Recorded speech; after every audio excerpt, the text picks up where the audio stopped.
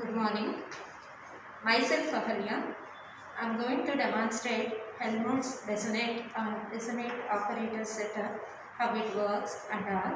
It's in second BSc 4th semester. Helmholtz volume resonator. Here we have the operators of the resonator. So here we have filled up the water. So the neck of the bottle is slightly, the diameter of this neck is slightly smaller when compared to this. This was designed by the scientist Helmholtz, hence the name Helmholtz volume resonator. It works on the principle of resonance. Resonance means when we tune up the frequency of the tuning fork matches with the air gap, then the energy transfer takes place, hence we can observe maximum sound. Here we need Helmholtz volume resonator filled with water and beaker with the tuning forks. As you know that tuning fork we have prongs with the stem. If we plug the tuning fork against the rubber pad, so the sound waves are generated alternatively, compression and rarefaction can be observed. These sound waves enter into this tube. We allow the water to flow out. Once the air gap frequency exactly matches with the tuning fork, we will observe the maximum sound. So I will plug it against the rubber pad and I will hold it at the open end. I will allow the water to flow out. So here I am not observing any sound. So now what I will do, again I will plug it against the rubber pad.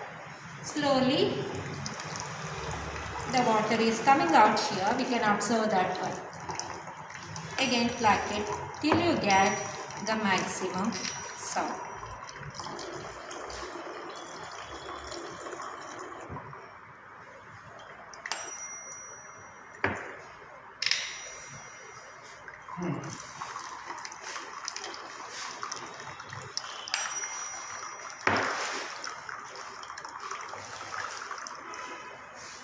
So at this point,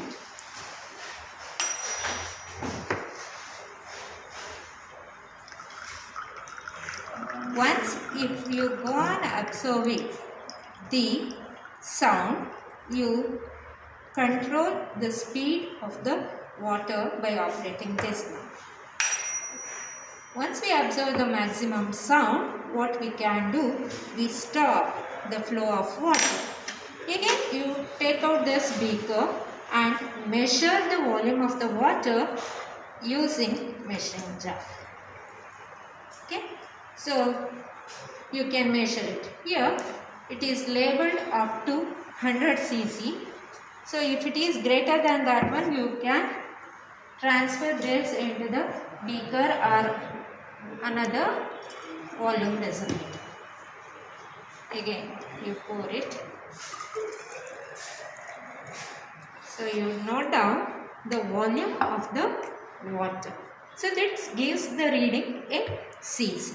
So you have to enter the volume by repeating it more than 2 or 3 trials. So after that, it's your duty to note down the frequency of the tuning fork. You calculate n square V value for this one. Repeat the experiment for the other tuning forks. So you note down the frequency. Frequency is displayed here. Calculate the n square V value. N square V is always, we will get the consistency value because n is inversely proportional to V. As the frequency increases, volume goes on reduces, n square V is constant. So here our intention is to calculate the frequency, unknown frequency of this tuning fork. So n square V, for the known frequency values, we have calculated n square V value. We repeat the experiment for the unknown frequency one also. So whatever the volume of the water collected, you measure it. That gives unknown frequency volume. After that, you can calculate unknown frequency by using the formula square root of n square V by unknown frequency volume. By that, we can calculate the frequency. Thank you very much.